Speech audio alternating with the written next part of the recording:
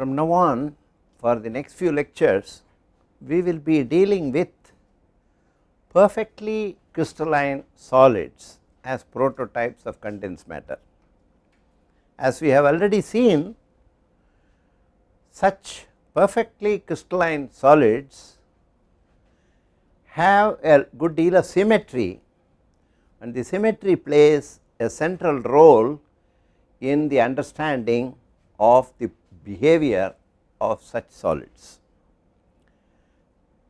We have also seen in lecture 1 that when there are phase transitions, there are symmetry changes. So, we need a method for describing quantitatively in a standard sort of way the symmetry in perfect solids. So, we first talk about what is known as a symmetry operation. What do we mean by a symmetry operation? A symmetry operation is something, we will come to various kinds of symmetry operations later. The general definition is, if you perform a symmetry operation on an object, then the operation will bring it into a new configuration, but this new configuration cannot be recognized from its original configuration. So, if you perform the symmetry operation and ask someone to observe the object before and after, he would not be in a position to say that this operation has been performed. So, this object goes into a symmetry related new configuration. Examples of such operations are translation.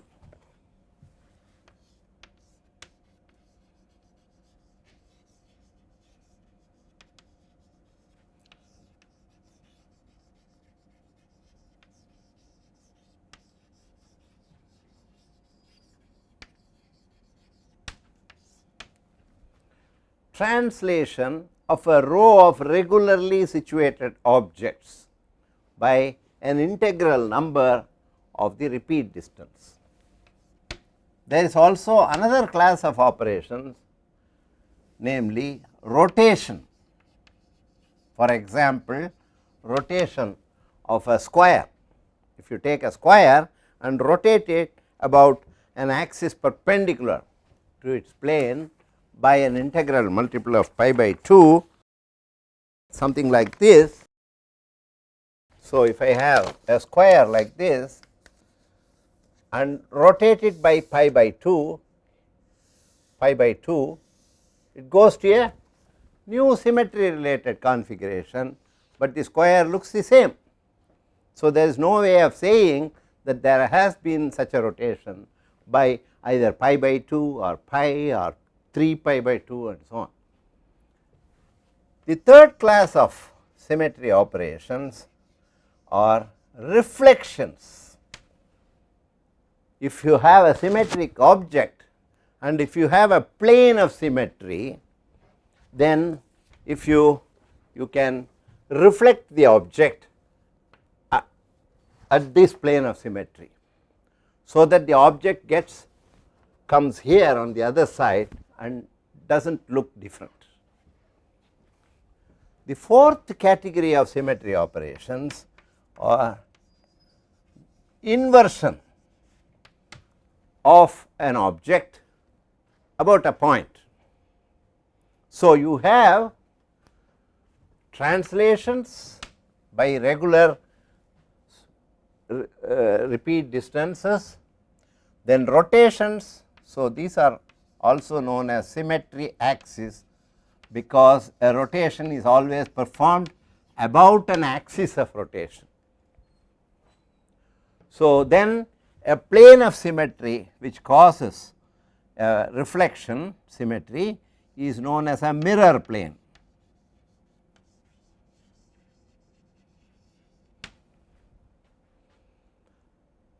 So, and then inversion is always about a point which is known as the center of inversion.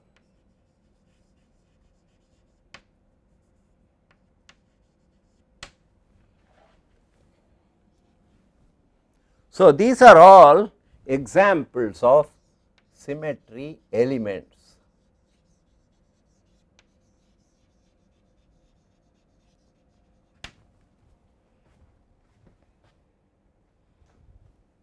Let us go to translation symmetry.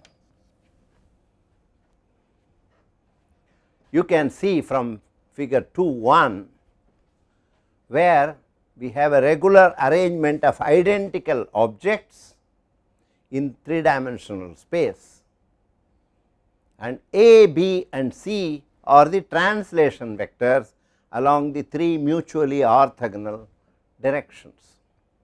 So, you have each object can be a set of atoms or molecules arranged, they are arranged regularly at various points along this 3-dimensional array.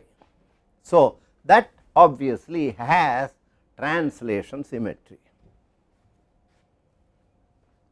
So, if you take these periodic distances, periodicity along the 3 axes which we will call x, y and z axis, if they are A, B and C respectively, and if R is the position vector of a given lattice point, then the translational periodicity requires that any other lattice point in this array is given has the position vector R prime, which is n1a plus n2b plus n3c.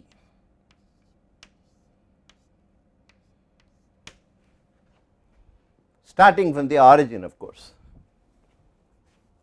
So, n1, n2, n3 are integral numbers, integers, which can be positive. You can go in the positive x direction or in the negative x direction. So, it will be plus r minus 1 plus r minus 2. You can go through 2 repeat distances, you can go by 3 repeat distances and so on. You can have an infinite number up to infinity for an infinite array of lattice points. So, that is what is being shown in figure 2.1. Next, we go on to rotational symmetry.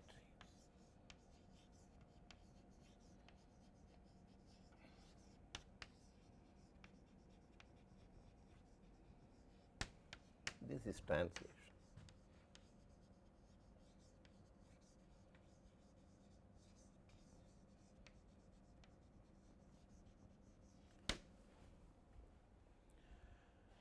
Now, for example, if you take a rectangular object and if you rotate this rectangle about an axis perpendicular to its plane and passing through its geometric center by an angle pi, then it reaches an identical configuration. So, obviously, for a rectangle, a 2-fold rotation axis about this point is easily seen to be a symmetry operation, since this rotation brings the rectangle to a new configuration which is identical to the initial configuration. So, if I have an equilateral triangle, so it has a 2-fold rotation symmetry about this point, a rectangle. If you have an equilateral triangle, this has a 3-fold rotation symmetry about this axis.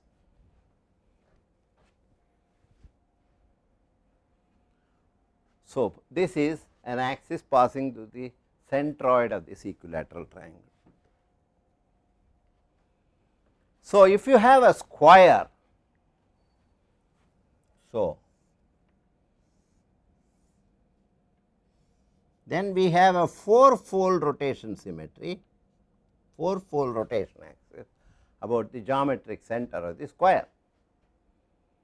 So, this is two-fold axis, this is a three-fold axis, this is a four-fold rotation axis. Why do I say two-fold? Because if I rotate by pi, it comes to a different configuration, and then you rotate again by pi, it comes back to the original. So, you need two such rotations in order to bring it to the original configuration. Here you have to do the symmetry rotation 3 times in order to bring the triangle into a self coincidence. Similarly, you need 4 such rotations to bring the square into self coincidence. And if you have a regular hexagon,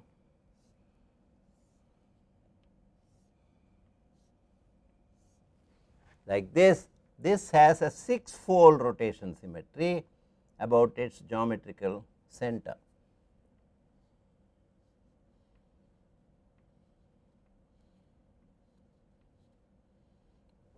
So, it is a 6-fold axis for a regular hexagon. So, you can see that a 2-fold, a 3-fold, 4-fold and 6-fold axis are the common rotation axis in solids which are perfectly periodic and have a translation symmetry. We do not have a 5-fold rotation axis, because I do not want to discuss this, but I will simply state that this is not consistent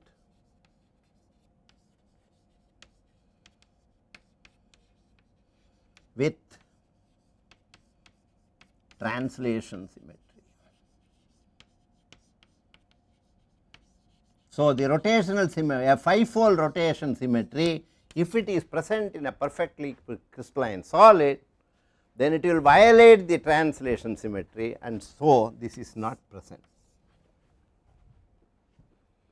So, what we have are only 2-fold, 3-fold, 4-fold, 6-fold. 1-fold of course is trivial, it is just nothing, it is just a rotation by pi, 2 pi. So, it obviously brings into self coincidence, but for just completeness we will also include a 1-fold rotation axis. So, 1, 2, 3, 4 and 6. So, here n-fold axis,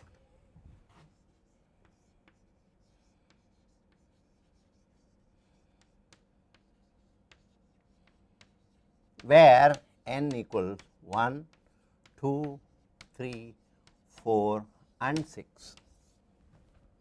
These are the rotation axis, symmetry axis, which are consistent with the translation symmetry of a perfectly periodic solid. So, figure 2.2 shows what is known as a stereographic projection. By stereographic projection, what we mean is we project on a sphere like this, and the axis, rotation axis, a 2-fold axis for example, is shown like this, as in this case. So, you have an object which is repeated by the 2-fold rotation from here to this. Similarly, a 3-fold axis is shown like this, and the object is repeated like this. Here it is a 4-fold rotation, and here it is a 6-fold rotation. So, these 4 axes are shown by stereographic projection.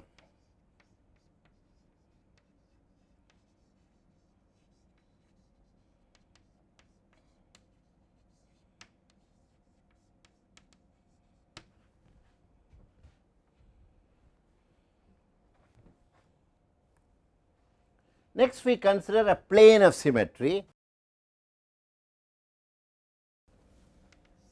or a mirror plane.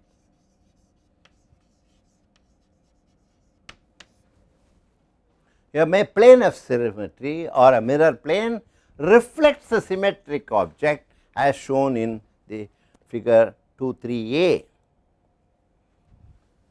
So, you can see that there is a mirror plane and that reflects an object about the mirror plane.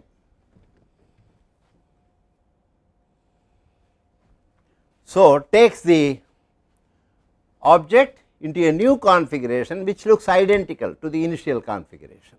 However, the lateral inversion present in the case of a mirror causes a change for the case of a right handed coordinate system will get inverted at the mirror plane into a left handed coordinate system.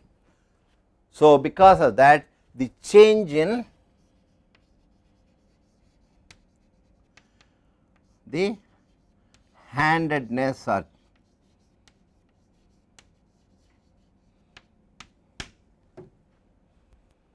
so such a symmetry operation is known as an enantiomorphic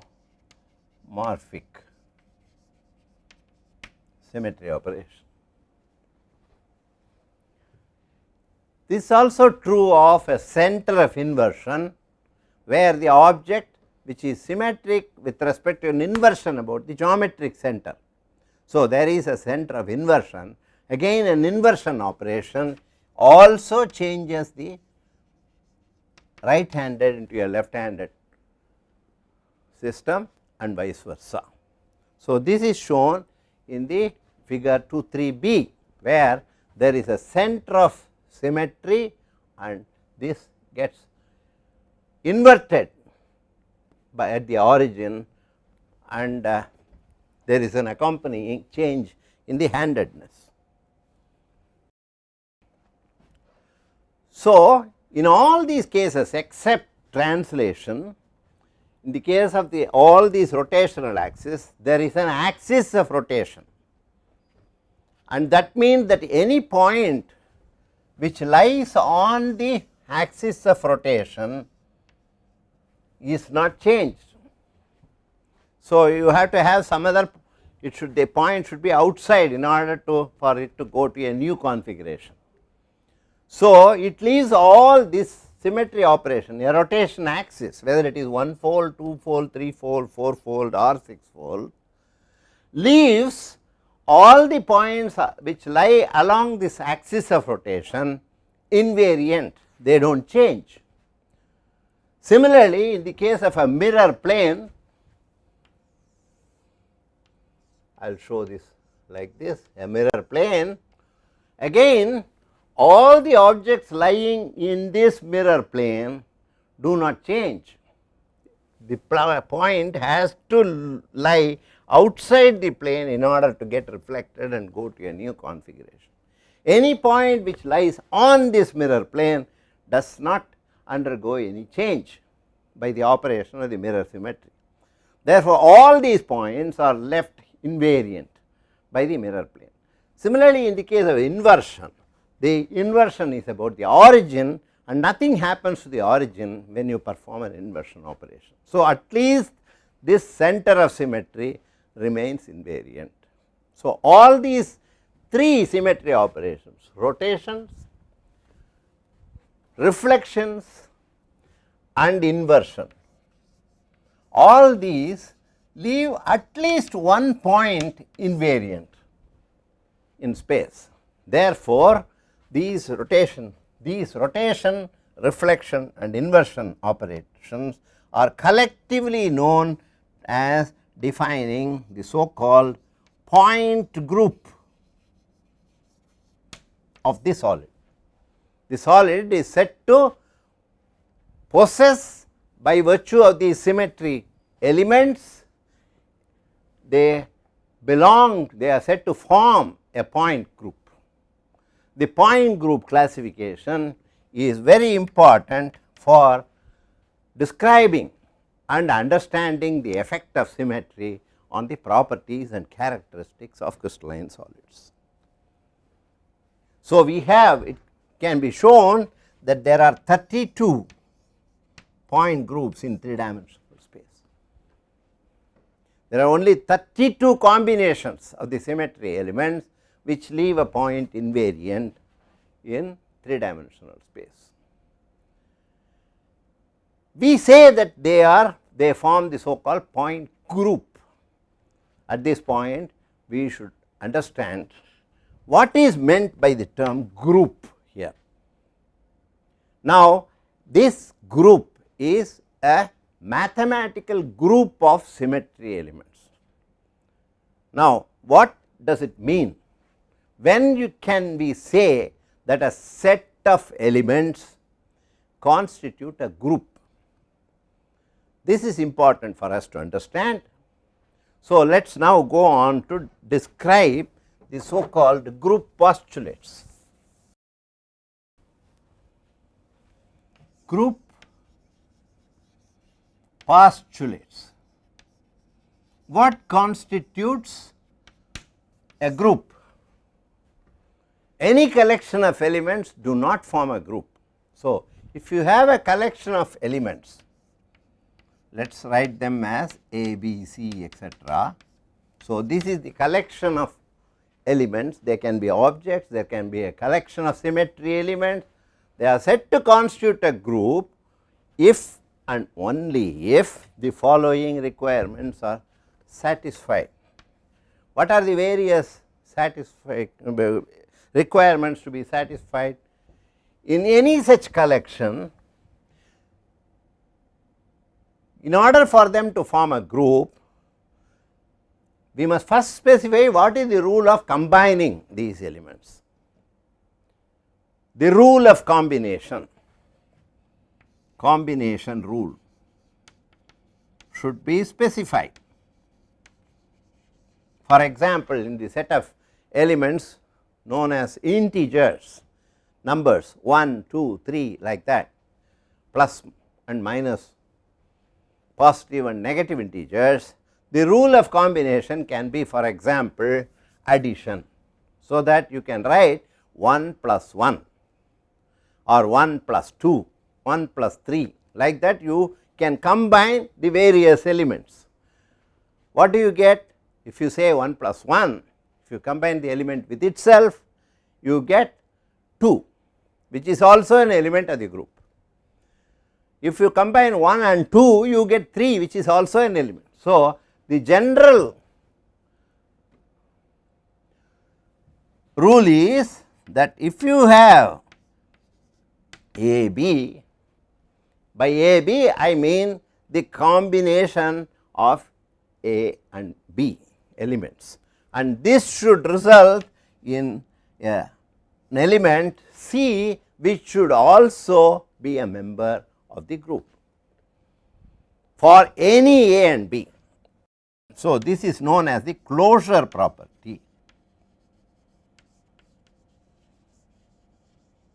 Any two elements A and B, if you specify the rule of combination and then combine A and B, then they should lead to a third element C in general, which should also belong to this collection.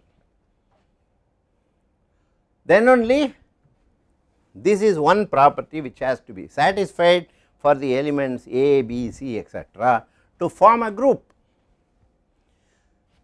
The next property which should be satisfied is the following: A B times C should be equal to A times B C. This is associative.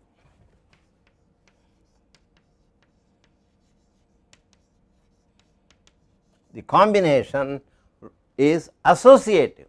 So, here for example, you have 2 and 3 gives you 5 and then 1, that is 1 and 2 is 3, and then you combine it with 3, you get 6, and same is the result here, 2 and 3 is 5, and then you combine it with 1, you get 6 again. So, you get the same result.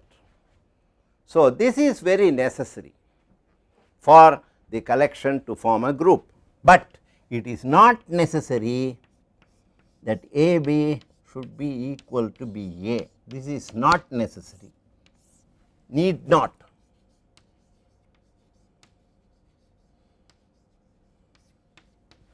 They can be, but if they are, then in that specific case, if A B equal to B A, then this group for all the elements, then it is known as an abelian group.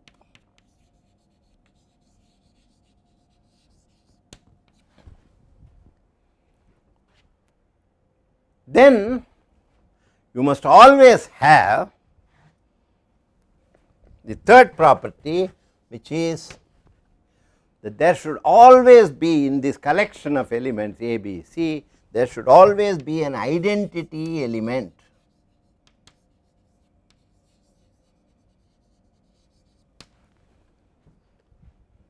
So, the identity should be necessarily an element of this collection. Then in addition, there is a fourth property, which is known as the inverse of an element. If you have an inverse, that means suppose we have a general element x in this group of collection of elements, then you have also x to the power minus 1. So that the x inverse equals x inverse x equals I. That is the definition of an inverse. So, the inverse of any element should also be a member of the group. For example, if you have the collection of positive integers, then the corresponding negative integer is the inverse of a given positive integer.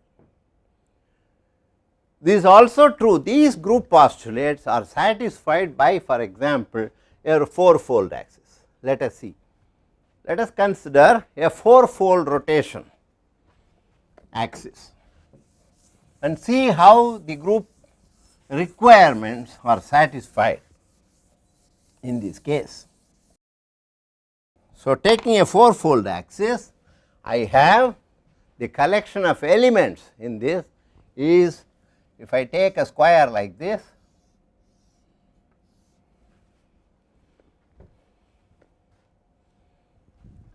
I have A, B, C and D.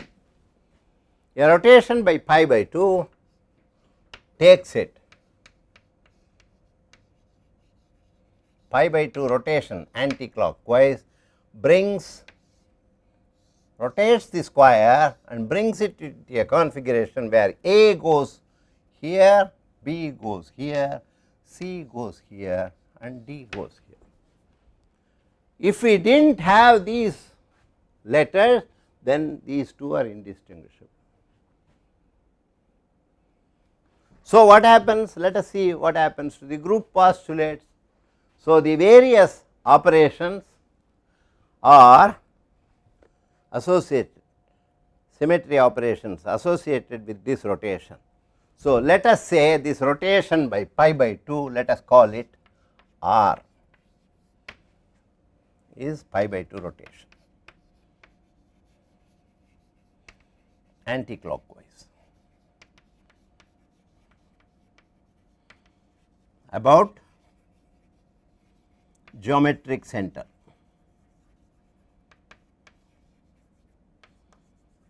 Of square.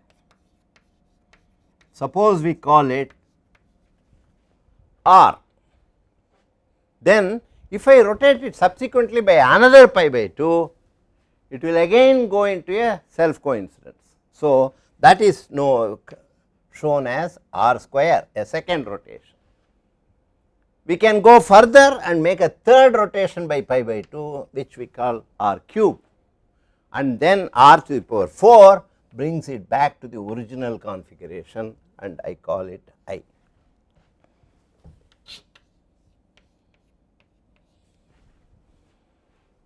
So, these are the various R r square, r cube and r to the power 4 equal to I.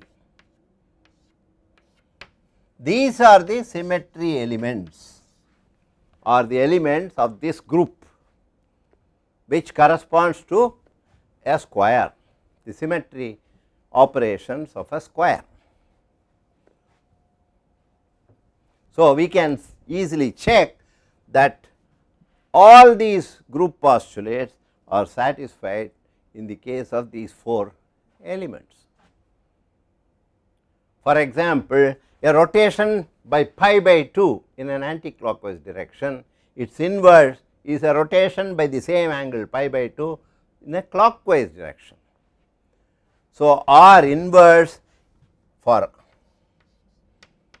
equals R cube, R square inverse equal to R square. You can easily verify these things.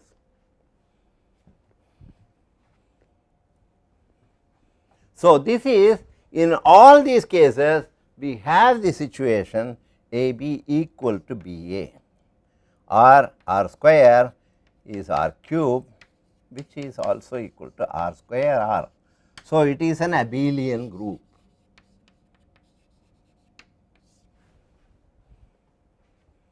So, we can see that this is the point group corresponding to the 4-fold rotation axis acting on a square. We call it a cyclic group because these elements are forming a set of elements which perform a cyclic set of operations.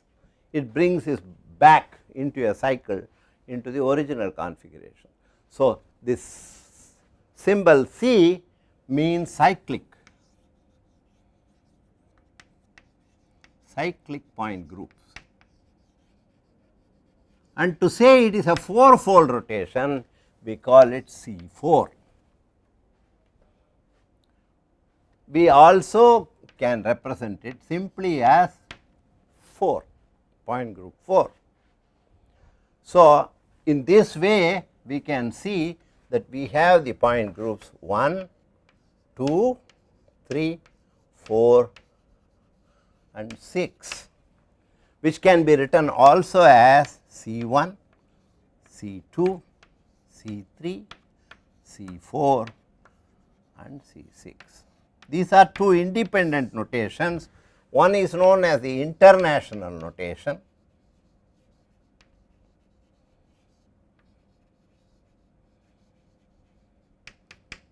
this is known as the Schoenflies notation.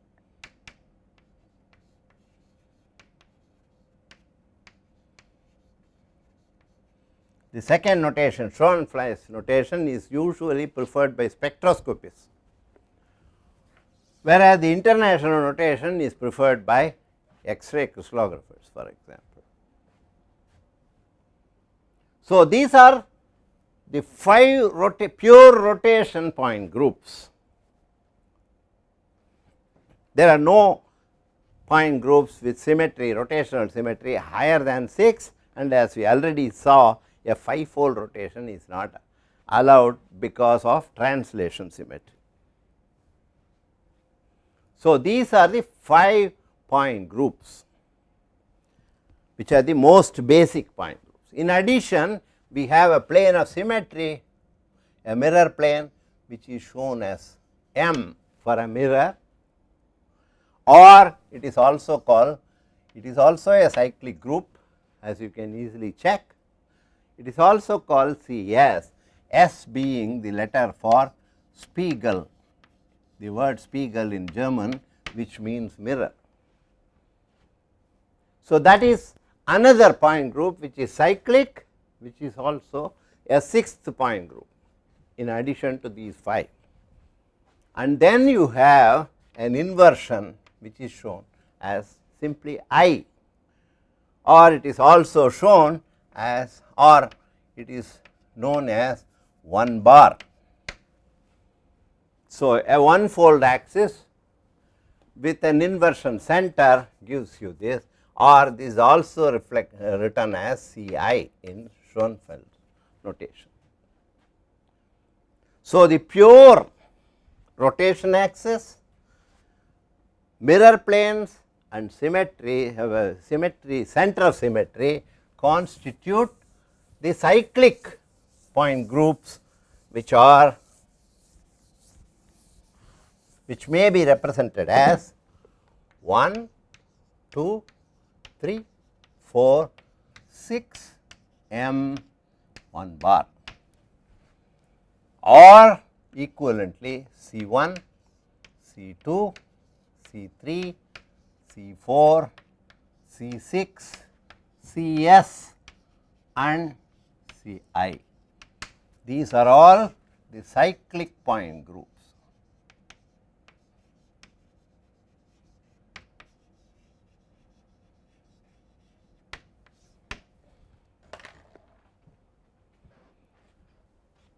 We said that there are 32 point groups, of which now we have enumerated 7. How do you get additional point groups? Additional point groups are got by combining these various point groups. So, you can combine any 2 point groups in a way as to satisfy group postulates, then you can derive new point groups. What do we mean by combining point groups? 2 groups can be combined by forming the so called direct product of 2 groups of any 2 point groups, leads to combinations of the different rotation axes among themselves, or the rotational axis with mirror symmetry, or the rotational axis with a center of inversion. All this would give rise to new point groups. Let us see one example.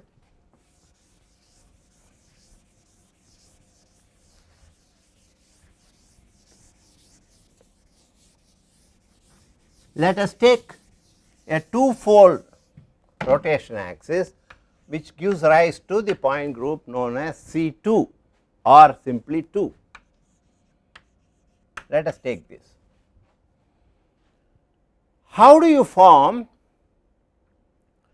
the, suppose we take combine this with a mirror plane or Cs. Suppose we combine these 2 points.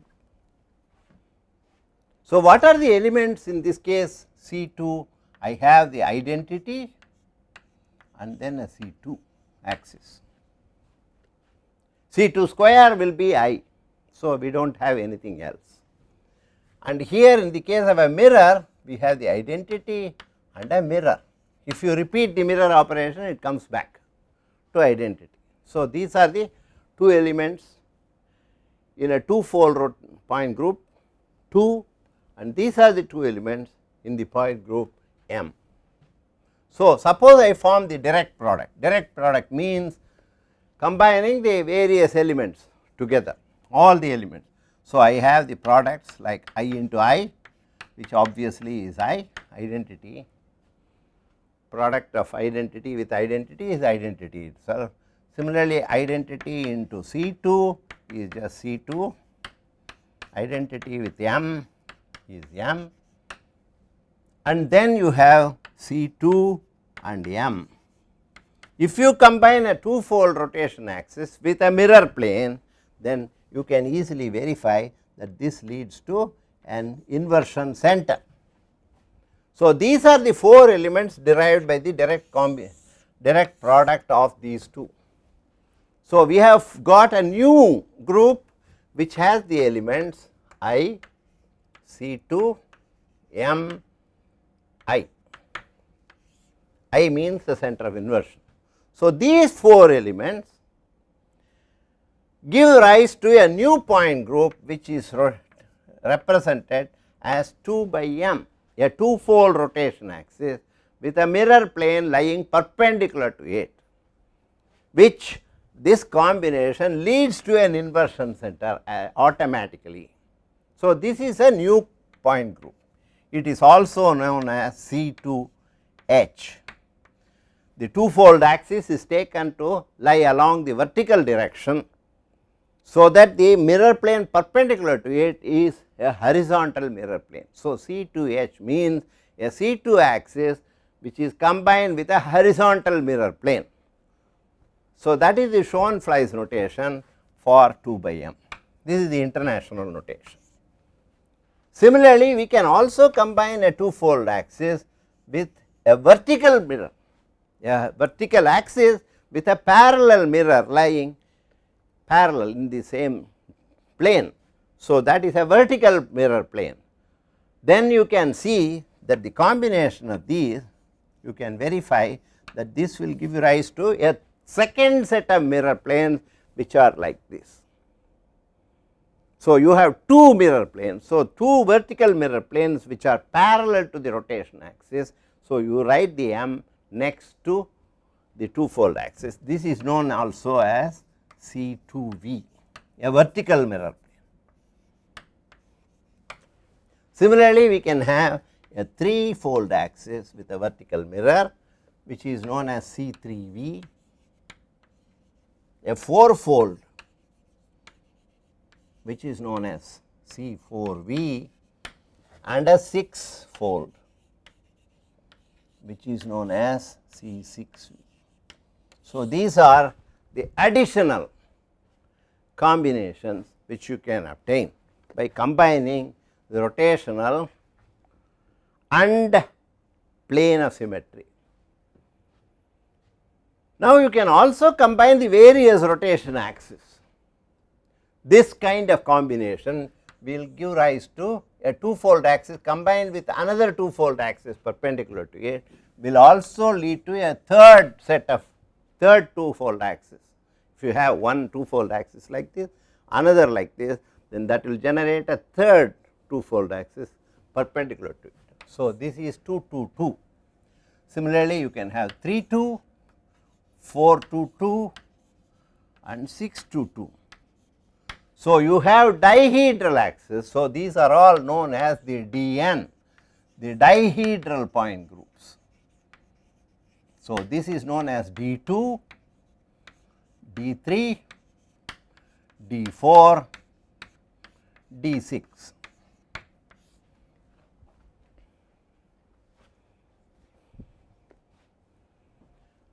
Additional point groups can now be obtained by combining these groups, dihedral groups, with mirrors or inversion center. So, we get in this way additional point groups which have the following nomenclature. You can add mirror planes lying perpendicular, add mirror planes lying perpendicular to the principal rotation axis, two-fold axis here. So, you will get D2H, where the mirror is perpendicular to the z axis, the vertical axis, therefore, it is a horizontal plane. So, this is also, this is can also be written in this way. Similarly, I can have D3H, D4H and D6H. We can also have DNV, these are the DNH. We can also have DNV, and we can show that we can also add mirrors, diagonal mirror planes, So, it is called DND. In addition to all these, we have the so called cubic point groups.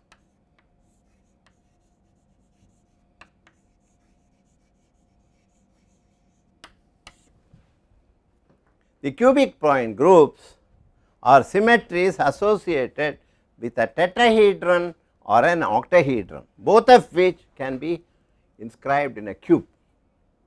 So, it is known as a tetrahedral point group or an octahedron. T for tetrahedron,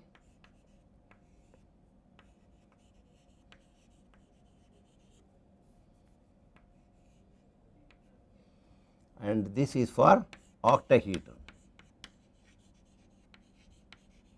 tetrahedral and octahedral symmetries are implicit in a cube, in cubic symmetry, and you can also have additional symmetries like TH and OH by combining the elements of tetrahedral or octahedral symmetry with horizontal mirror planes, or we can have other symmetries which we will see in greater detail. Now, these symmetry elements all together, this gives you the 32 point groups.